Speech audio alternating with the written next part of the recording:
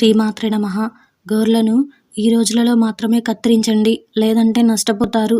వైద్య శాస్త్రం ప్రకారం గోర్లు మరణించిన కణాలతో తయారవుతాయి, కానీ అవి మన చేతులు మరియు కాళ్ళ అందాన్ని పెంచుతాయి. అదే సమయంలో మత గ్రంథాలలో గోర్లు మరియు జుట్టు గురించి చాలా ముఖ్యమైన విషయాలు వెల్లడించారు. గోర్లు కత్తిరించే విషయంలో చాలా నియమాలున్నాయి. ఈ నియమాలను పాటించడం వల్ల అనేక ప్రయోజనాలను పొందొచ్చు. ఈరోజు జ్యోతిష్యం ప్రకారం గోర్లు కత్తిరించడానికి సంబంధించిన ఆ నియమాలను గురించి ఈ వీడియోలో చూసి వివరంగా తెలుసుకుందాం. అంతకంటే ముందు ఈ వీడియో కనుక మీకు నచ్చినట్టయితే లైక్ చేయండి, షేర్ చేయండి.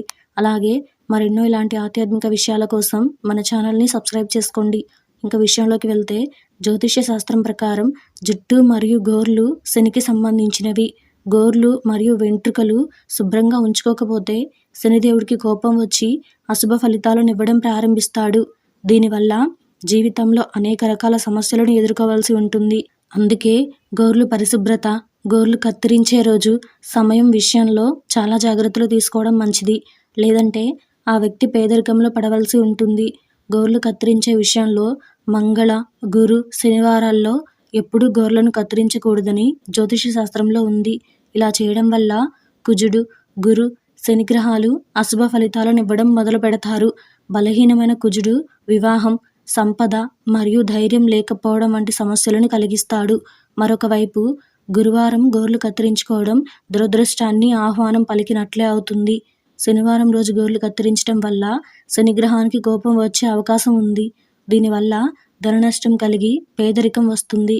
అంతేకాకుండా అమావాస్య తిథులలో గోర్లను కత్తిరించడం నిషేధించారు. చతుర్దశి మరియు అమావాస్య రోజున గోర్లు లేదా జుట్టు కత్తిరించడం వలన అనేక సమస్యలను ఎదుర్కోవాల్సి ఉంటుందని చెబుతున్నారు. సూర్యాస్తమయం తర్వాత గోర్లు కత్తిరించడం వలన మనిషి పేదవాడవుతాడు. జ్యోతిష శాస్త్రం ప్రకారం సోమ, బుధ, శుక్ర, ఆదివారాలలో గోర్లను కత్తిరించుకోవడం మంచిది. ఇంకా చెప్పాలంటే గోర్లను ఎప్పటికీ పగటిపూట మాత్రమే కత్తిరించుకోవడం మంచిది. ఇలా చేయడం వల్ల పేదరికం దూరమైపోయి ఆ వ్యక్తికి ఎప్పుడూ డబ్బు కొరత ఉండదు.